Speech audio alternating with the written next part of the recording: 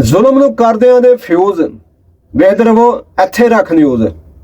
ਇੱਥੇ ਰੱਖ ਨਿਊਜ਼ ਵੇਖਣ ਸੁਣਨ ਵਾਲੇ ਸਾਰੇ ਜੀਆਂ ਨੂੰ ਮੁਹੰਮਦ ਸਾਦ ਜੀ ਆਇਆਂ ਨੂੰ ਆਖਦਾ ਹੈ।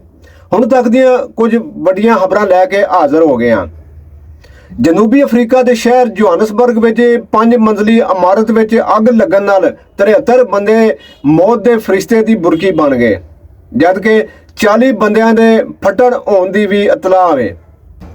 ਭਾਰਤੀ ਸੁਪਰੀਮ ਕੋਰਟ ਵੱਲੋਂ ਮੋਦੀ ਸਰਕਾਰ ਕੋਲੋਂ ਮੰਗੇ ਗਏ ਮਕਬੂਜ਼ਾ ਕਸ਼ਮੀਰ ਦੀ ਆਰਟੀਕਲ 370 ਖਤਮ ਕਰਨ ਦੇ ਮਾਮਲੇ ਉੱਤੇ ਮਕਬੂਜ਼ਾ ਕਸ਼ਮੀਰ ਦੀ ਅਸਲੀ ਹਸੀਅਤ ਨੂੰ ਬਹਾਲ ਕਰਨ ਲਈ ਮੰਗੇ ਗਏ ਸਮੇਂ ਦਾ ਜਵਾਬ ਮੋਦੀ ਸਰਕਾਰ ਨੂੰ ਦੇਣਾ ਔਖਾ ਹੋ ਗਿਆ। ਮੋਦੀ ਸਰਕਾਰ ਵੱਲੋਂ ਸਪਸ਼ਟ ਜਵਾਬ ਤੇ ਨਹੀਂ ਦਿੱਤਾ ਜਾ ਰਿਹਾ, ਪਰ ਮੋਦੀ ਸਰਕਾਰ ਵੱਲੋਂ ਕਿਹਾ ਜਾ ਰਿਹਾ ਹੈ ਕਿ ਅਸੀਂ ਕਸ਼ਮੀਰ ਵਿੱਚ ਚੋਣਾਂ ਕਿਸੇ ਵੇਲੇ ਵੀ ਕਰਾ ਸਕਦੇ ਹਾਂ। ਪਾਕਿਸਤਾਨ ਤਹਿਰੀਕ-ਏ-ਇਨਸਾਫ ਦੇ ਚੇਅਰਮੈਨ ਇਮਰਾਨ ਖਾਨ ਨੂੰ ਅਦਾਲਤ ਵੱਲੋਂ ਆਪਣੇ ਪੁੱਤਰਾਂ ਨਾਲ ਫੋਨ ਉਤੇ ਗੱਲ ਕਰਨ ਦੀ ਇਜਾਜ਼ਤ ਲੱਭ ਗਈ। ਇਮਰਾਨ ਖਾਨ ਨੇ ਅਦਾਲਤ ਵਿੱਚ ਅਰਜ਼ੀ ਪਾਈ ਸੀ ਕਿ ਉਹਨੂੰ ਆਪਣੇ ਸਕੇ ਪੁੱਤਰਾਂ ਦੇ ਨਾਲ ਟੈਲੀਫੋਨ ਜਾਂ WhatsApp ਉਤੇ ਗੱਲ ਕਰਾਈ ਜਾਵੇ। ਪਾਕਿਸਤਾਨ ਦੇ ਸਾਬਕਾ ਵਜ਼ੀਰ ਖਾਰਜਾ ਸ਼ਾਹ ਮਹਿਮੂਦ ਕੁਰੈਸ਼ੀ ਦੇ ਪੁੱਤਰ ਜ਼ੈਨ ਕੁਰੈਸ਼ੀ ਨੂੰ ਮੁਲਕੋਂ ਬਾਹਰ ਜਾਣ ਤੋਂ ਰੋਕ ਦਿੱਤਾ ਗਿਆ। ਜ਼ੈਨ ਕੁਰੈਸ਼ੀ ਅਮਰਾਤੀ ਜਹਾਜ਼ ਤੇ ਬਹਿ ਕੇ ਤੇ ਦੁਬਈ ਚਲੇ ਸਨ। ਇਮੀਗ੍ਰੇਸ਼ਨ ਨੇ ਜ਼ੈਨ ਕੁਰੈਸ਼ੀ ਦਾ ਨਾਮ ECL ਵਿੱਚ ਆਉਣ ਦੀ ਬਿਨਾ ਉਤੇ ਰੋਕ ਲਿਆ। ਇੱਜ਼ਤ ਬਚਾਉਣੀ ਜੇ ਤੇ 2 ਦਿਨਾਂ ਵਿੱਚ ਘਰ ਵਿਹਲੇ ਕਰ ਦਿਓ। ਭਾਰਤੀ ਸੂਬੇ ਹਰਿਆਣੇ ਵਿੱਚ ਮੁਸਲਮਾਨਾਂ ਲਈ ਧਮਕੀਆਂ ਵਾਲੇ ਪੋਸਟਰ ਲੱਗੇ। ਹਰਿਆਣੇ ਦੇ ਗੁਰੂਗ੍ਰਾਮ ਦੇ ਸੈਕਟਰ 69 ਵਿੱਚ ਲਾਏ ਗਏ ਪੋਸਟਰਾਂ ਉਤੇ ਲਿਖਿਆ ਹੋਇਆ ਸੀ ਕਿ ਕੱਚੀ ਆਬਾਦੀ ਵਿੱਚ ਰਹਿਣ ਵਾਲੇ ਆਪਣੇ ਘਰ 2 ਦਿਨਾਂ ਵਿੱਚ ਵਿਹਲੇ ਕਰ ਦੇਣ, ਨਹੀਂ ਤੇ ਨਤੀਜਾ ਚੰਗਾ ਨਹੀਂ ਹੋਣਾ। ਪੋਸਟਰ ਵਿੱਚ ਇਹ ਵੀ ਲਿਖਿਆ ਹੋਇਆ ਸੀ, ਜੇ ਆਪਣੀ ਇੱਜ਼ਤ ਬਚਾਉਣਾ ਚਾਹੁੰਦੇ ਹੋ ਤੇ ਘਰ 2 ਦਿਨਾਂ 'ਚ ਖਾਲੀ ਕਰ ਦਿਓ। ਇਹ ਇਲਾਕਾ ਉਹ ਹੀ ਹੈ ਜਿੱਥੇ ਪਿਛਲੇ ਦਿਨਾਂ 'ਚ ਹਿੰਦੂ ਮੁਸਲਿਮ ਫਸਾਦ ਛਿੜ ਪਏ ਸਨ, ਜਿਸ ਵਿੱਚ ਇੱਕ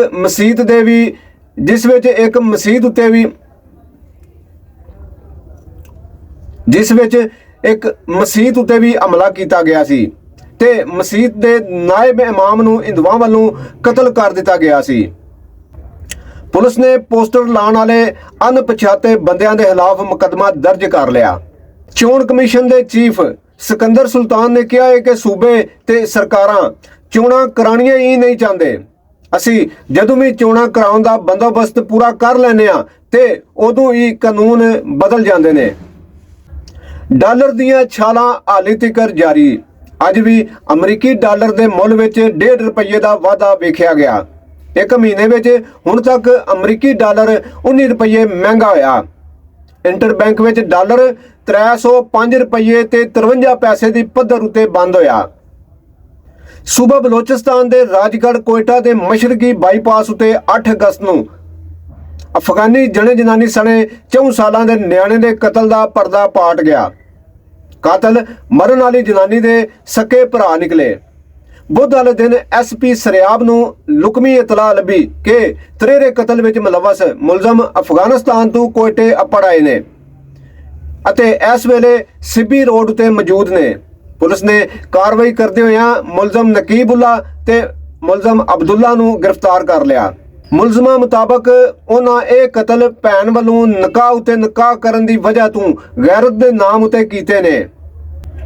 ਐਕਸ, ਜੋ ਕਿ ਪਹਿਲਾਂ ਟਵਿੱਟਰ ਦੇ ਨਾਮ ਤੋਂ ਜਾਣਿਆ ਜਾਂਦਾ ਸੀ, ਉਹਦੇ ਮਾਲਕ ਐਲਨ ਮਸਕ ਨੇ ਐਕਸ ਐਪ ਦਾ ਵਰਤੋਂ ਕਰਨ ਵਾਲਿਆਂ ਦੀ ਪੁਰਾਣੀ ਸੱਦਰ ਪੂਰੀ ਕਰਨ ਦਾ ਐਲਾਨ ਕਰ ਦਿੱਤਾ। ਐਲਨ ਮਸਕ ਨੇ ਐਕਸ ਉਤੋਂ ਆਡੀਓ ਤੇ ਵੀਡੀਓ ਕਾਲ ਕਰਨ ਦੀ ਸਹੂਲਤ ਦਾ ਐਲਾਨ ਕਰਦੇ ਹੋਇਆਂ ਆਖਿਆ ਕਿ ਅਸੀਂ ਛੇਤੀ ਹੀ ਐਕਸ ਤੋਂ ਆਡੀਓ ਤੇ ਵੀਡੀਓ ਕਾਲ ਕਰਨ ਦਾ ਫੀਚਰ ਦੇ ਰਹੇ ਹਾਂ। ਕ੍ਰਿਕਟ ਖੇਡ ਨੂੰ ਪਸੰਦ ਕਰਨ ਵਾਲਿਆਂ ਲਈ ਇੱਕ ਮਾੜੀ ਖਬਰ। 2 ਸਤੰਬਰ ਹਫ਼ਤੇ ਵਾਲੇ ਦਿਨ ਕ੍ਰਿਕਟ ਦੇ ਜੋੜਾਂ ਵਿੱਚੋਂ ਸਭ ਤੋਂ ਵੱਡਾ ਜੋੜ ਲੜਿਆ ਜਾ ਰਿਹਾ ਹੈ।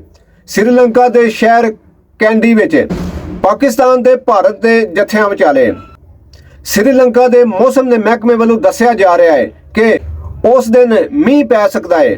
ਸਵੇਰੇ 8:30 ਵਜੇ ਤੋਂ ਲੈ ਕੇ ਤੇ ਡਿਗਰੀ 4:30 ਵਜੇ ਤੱਕ ਗਰਜ ਚਮਕ ਦੇ ਨਾਲ ਬਦਲਵਾਈ ਹੋ ਸਕਦੀ ਹੈ ਤੇ ਹਵਾਵਾਂ ਵੀ ਚੱਲ ਸਕਦੀਆਂ ਨੇ। ਅਮਰੀਕਾ ਦੇ ਸ਼ਹਿਰ ਨਿਊਯਾਰਕ ਵਿੱਚ ਵਸਦੇ ਮੁਸਲਮਾਨਾਂ ਲਈ ਚੰਗੀ ਖਬਰ। ਹੁਣ ਮੁਸਲਮਾਨ ਨਿਊਯਾਰਕ ਸ਼ਹਿਰ ਦੀਆਂ ਮਸੀਤਾਂ ਵਿੱਚ ਜੁਮੇ ਨੂੰ ਬਿਨਾਂ ਕਿਸੇ ਇਜਾਜ਼ਤਨਾਮੇ ਤੋਂ ਸਪੀਕਰ ਉਤੇ ਅਜ਼ਾਨ ਦੇ ਸਕਣਦੇ। ਇਸ ਤੋਂ ਪਹਿਲਾਂ ਰੋਜ਼ੇ ਦੇ ਮਹੀਨੇ ਵਿੱਚ ਸ਼ਾਮਾਂ ਦੀ ਅਜ਼ਾਨ ਸਪੀਕਰ ਉਤੇ ਦੇਣ ਦੀ ਇਜਾਜ਼ਤ ਦਿੱਤੀ ਗਈ ਸੀ।